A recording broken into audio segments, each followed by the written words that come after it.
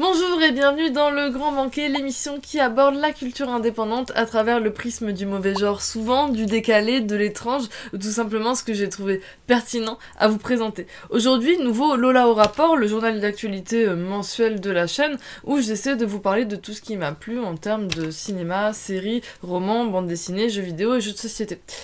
Aujourd'hui, ça va être surtout cinéma et bande dessinée. En fait, c'est pas du tout que je ne joue pas, ou que je ne lis pas de romans, ou que je ne vois pas de séries, c'est juste que je suis difficile à convaincre, ou qu'en fait j'essaie tout simplement de sortir ce qu'il y a pour moi de plus pertinent. Mais s'il y a des choses qui vous ont plu, bah, n'hésitez pas à les mettre en commentaire, parce que ce serait chouette qu'on discute aussi de ça. Le but n'étant pas de faire des critiques, mais de faire seulement du conseil. Donc voilà, donc j'ai quand même joué à des choses chouettes, notamment, et j'ai lu des romans très sympas de la rentrée littéraire aussi. J'avais envie de faire un éclairage sur le Fifi-Gros qui s'est passé il y a quelques jours déjà, qui se passe donc tous les ans, qui est le festival de films grolandais de Toulouse, dans lequel on retrouve beaucoup de cinéma indépendant engagé, parfois fantastique, parfois même érotique. Il y a vraiment une programmation très éclectique avec beaucoup de films inédits. Parmi ces films inédits, j'en ai retenu deux que j'ai vraiment beaucoup aimés. Le premier, c'est Orange Sanguine de Jean-Christophe Meurice, que vous connaissez déjà peut-être, qui est un cinéaste français, qui présente un film comique, assez léger, où on va suivre différents personnages, trois groupes en fait, avec d'un côté un ministre de l'économie qui aime l'argent et qui aime pas vraiment la redistribuer, un couple qui est engagé dans un concours de danse, et la dernière est une adolescente qui se questionne sur la chose de l'amour. Le film se déroule avec beaucoup de légèreté, c'est assez comique, c'est assez sarcastique, on y balance beaucoup de clichés sur les Français, les classes moyennes, les jeunes, l'économie, etc. Ça jusqu'à la moitié du film. Et à la moitié on bascule et une sorte de dégénéré rentre dans l'histoire et forcément va complètement perturber ce qui s'est déjà passé. Ce qui est chouette avec ce film, c'est que ce n'est pas une comédie qu'on pourrait qualifier de classique avec des gags, etc. Parce que bah, justement, elle vient être percutée par le genre qui est l'horreur. L'horreur est quant à elle assez légère, on ne peut pas dire que ce soit un film difficile à regarder, un film plein de sang, etc.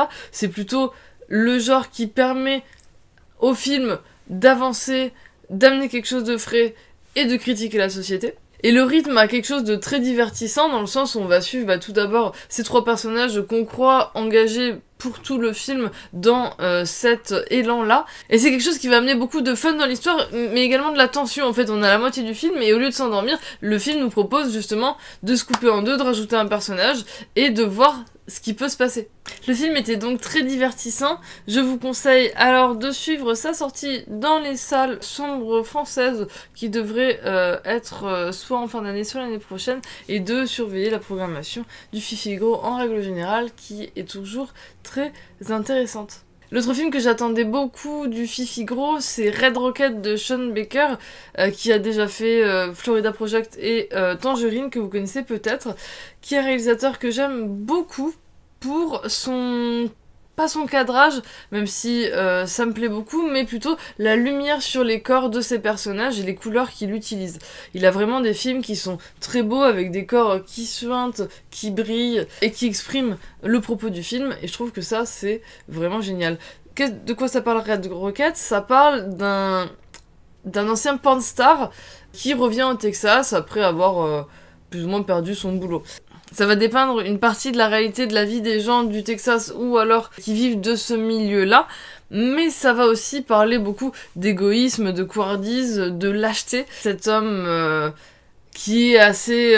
qui possède beaucoup de charisme et qui plaît toujours, malgré toutes les immenses erreurs qu'il a déjà fait dans sa vie. En fait, ça parle d'un homme qui prend tout et ne donne jamais, qui ne pense qu'à lui, qu'on met dans un décor où la culture et l'argent sont rares, dans un métier clivant et dangereux de par la célébrité et la drogue et ce genre de choses. Ces deux choses mettant en exergue les problématiques de cet homme-là. Le film se passe dans les années 2000 et on le sait tout de suite grâce à la musique qui introduit le film.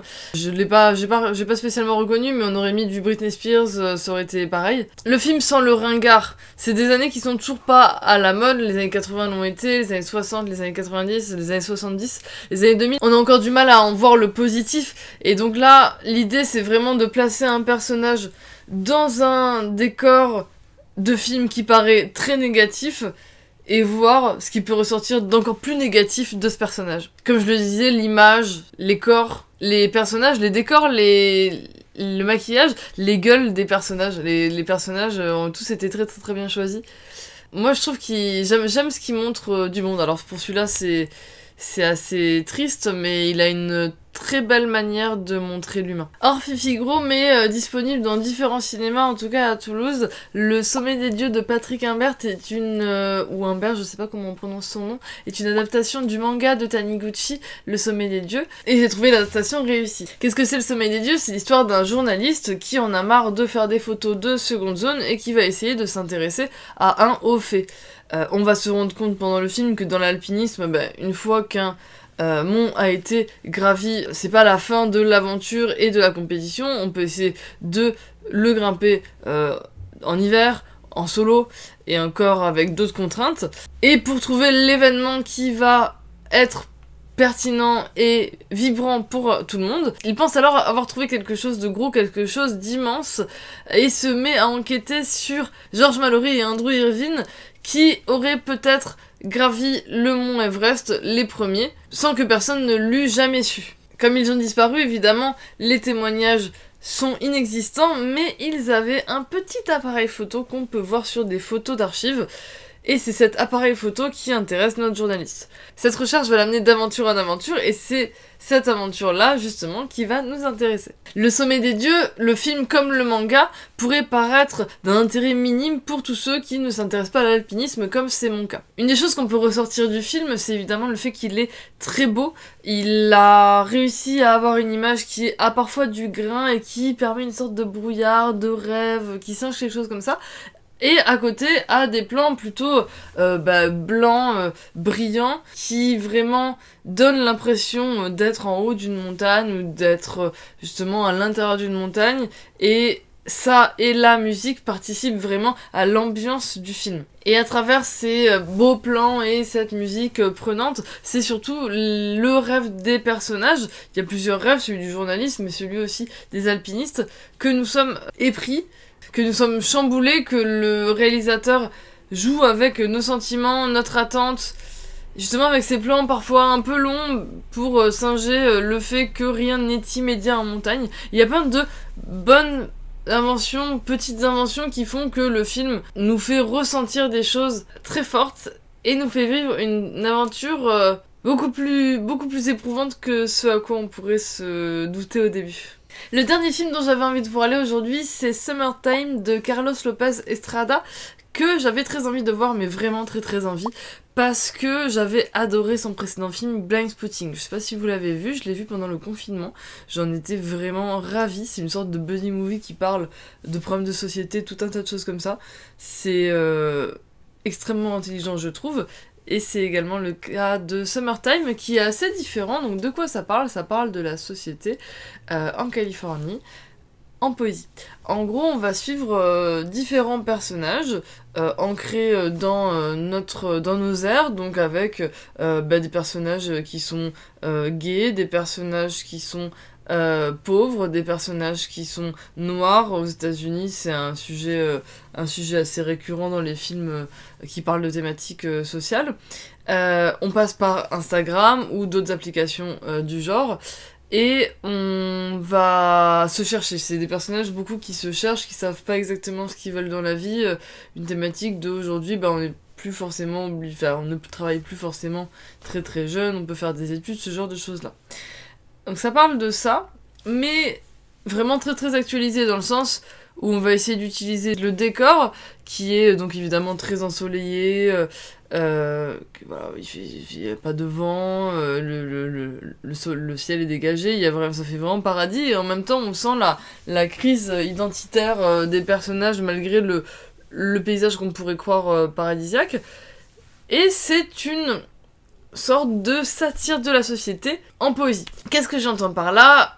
En fait, on est prévenu dès le début, il y a un petit panneau qui explique que les acteurs sont pas que des acteurs, sont des interprètes et voire des écrivains de ce qu'ils vont dire, puisque ça joue, dans un film ça joue, mais également ça se lance dans des grandes proses dès qu'il y a un sujet. Et je pense notamment au sujet lesbien dans un bus, un jeune homme est désagréable avec deux vieilles femmes en couple, et une jeune femme va lui répondre. C'est génial. C'est génial, c'est ça tout le long, mais c'est un rythme fou. Quand j'y repense, je pense pas de la poésie, je pense vraiment comme si j'avais juste vu une histoire. Et c'est là la richesse du film, c'est que tout le long, on va avoir des proses balancées en rythme et avec beaucoup de talent. Et pourtant, à la fin du film, on ressort avec une sorte d'épopée de nos airs qui traverse une ville, et on traverse littéralement la ville, et qui montre différents âges, différentes manières d'être et différents mal-être. Malgré les thématiques sombres abordées, c'est plein de couleurs, c'est évidemment donc très ensoleillé, et ça montre à quel point le malheur peut être source de créativité. On passe maintenant aux bandes dessinées et à un auteur dont j'ai lu toutes les bandes dessinées qui existent, donc forcément j'attendais énormément de celle-ci et je n'ai pas été déçue du tout. C'est donc la dernière de Jesse Jacobs, Énergie Noire, édité chez Tanibis, un éditeur français que j'aime énormément, qui produit du coup des bandes dessinées, alors déjà de qualité en termes de texte, mais aussi en termes de matériel, et les propositions sont toujours très pertinentes, je vous conseille vraiment de regarder si vous connaissez pas. Qui c'est Jesse Jacobs? C'est un graphiste américain qui aime bien dessiner le monde à travers des formes multiples, et donc dans celle-ci, on va d'abord suivre l'histoire d'une maison, l'histoire autour d'une maison. Mais vous verrez que je ne me suis pas trompée quand j'ai commencé cette phrase-là, car on suit d'abord une agent immobilier qui va faire visiter la maison, et petit à petit on va se rendre compte que finalement c'est pas tout à fait la famille le sujet, mais plutôt la maison et ce qu'elle voit de la vie en règle générale. Donc Jesse Jacobs, qu'est-ce qu'il fait? Il aime peindre le monde. Pour moi, il parle du sens de la réalité du monde, etc. À chaque fois, il a une approche du monde qui est toujours de parler de l'origine. L'origine du monde, l'origine des dieux, l'origine de l'homme, l'origine de la vie. C'est assez sarcastique, mais c'est aussi assez réaliste. En fait, il questionne ce début et parfois il rajoute des nouvelles choses pour voir un petit peu ce qui pourrait se passer. Là, dans celle-ci, donc il va parler de la vie, de la famille, vue par une maison. Évidemment, il parle de néant, il parle de sens, il parle de quête de sens, vraiment en philosophie. Et du coup, il a toujours après une approche très... forcément, c'est du genre, quoi, donc il y a de l'horreur un peu, là, elle fait vraiment maison hantée, celle-ci. Ces personnages, évidemment, rappellent ce genre de thématique aussi. Mais c'est toujours un peu l'horreur du monde, finalement, c'est jamais du genre gratuit. Même si le genre gratuit parfois c'est très bien aussi. Il y a deux autres histoires à l'intérieur qui sont très bien et justement qui reviennent sur l'histoire, sur des personnages au début du monde et qui sont pareil, qui sont super chouettes. C'est un super bel objet. C'est un super bel objet, c'est une super belle BD, c'est une super bonne BD. Et moi je trouve que Jesse Jacobs c'est vraiment un auteur à découvrir parce que graphiquement il y a quelque chose, même si voilà, moi j'adore, mais en fait j'avoue que moi ce qui me plaît c'est le fait que son dessin porte son récit. Et c'est là que je le trouve pertinent. Donc si vous le connaissez pas, je vous conseille vivement cette bande dessinée. Et on termine par une bande dessinée éditée chez Dargo qui s'appelle Sous brouillard, qui est de Pandolfo et Risberg. Dans Sous brouillard, on va suivre ce personnage-ci, qui est un personnage qui a été adopté et qui a pour seul souvenir, seul indice de son enfance, enfin de sa naissance plutôt, un bracelet avec marqué Sous brouillard dessus. Sous brouillard, c'est un village. Et un jour, elle quitte sa vie parisienne de petite bourgeoise pour aller s'enfoncer dans ce village dans le brouillard. On se rend compte qu'il y a une sorte de mystère chez Sous brouillard évidemment, et tous les personnages qu'elle va rencontrer vont lui raconter une histoire. Et c'est ça qui est intéressant, c'est que donc, donc il y a évidemment une sorte de manoir, il y a évidemment de la pluie, il y a évidemment des personnages qui sont partis, qui sont revenus, d'autres qui sont jamais allés voir le monde. Et qui du coup ont des choses à cacher, des choses qui ne se sont jamais dit en face. C'est un prétexte pour raconter des histoires. Moi j'aime bien ce genre d'histoire, on s'en fiche de ce qu'on raconte parce qu'en fait on le raconte bien. Là on est vraiment sur, voilà, elle écoute quelqu'un, son hôte, qui est mal à l'aise par rapport à un sujet, elle va aller interroger d'autres gens qui vont aussi avoir une histoire à raconter. Et ça crée un tout plutôt très chouette. C'est vraiment une bande dessinée qui est assez divertissante, qui est genre accessible pour tout le monde, n'importe qui aurait envie de lire une histoire, voilà, une histoire un petit peu, pas polar, hein, plutôt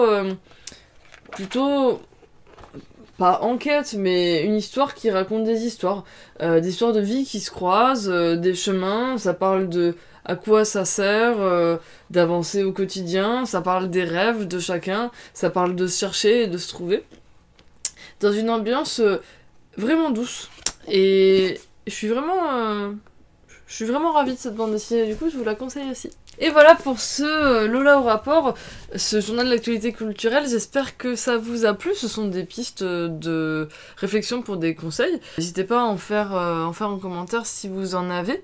Ce mois-ci j'ai eu la chance de faire 3 festivals de cinéma, donc le Greenhouse Paradise, l'Étrange Festival à Paris et le Fifi Gros à Toulouse. Donc c'était très chouette, j'ai vu plus de 50 films. En jeu j'ai fait le Festival de Vichy et je fais Essen la semaine prochaine. Donc ça aussi ça va être très très bien.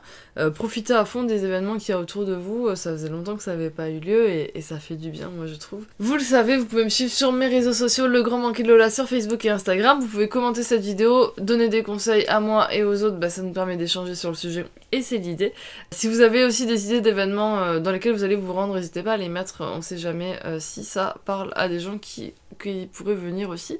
Et moi, bah, je vous dis à très bientôt sur le réseau et en commentaire. Salut!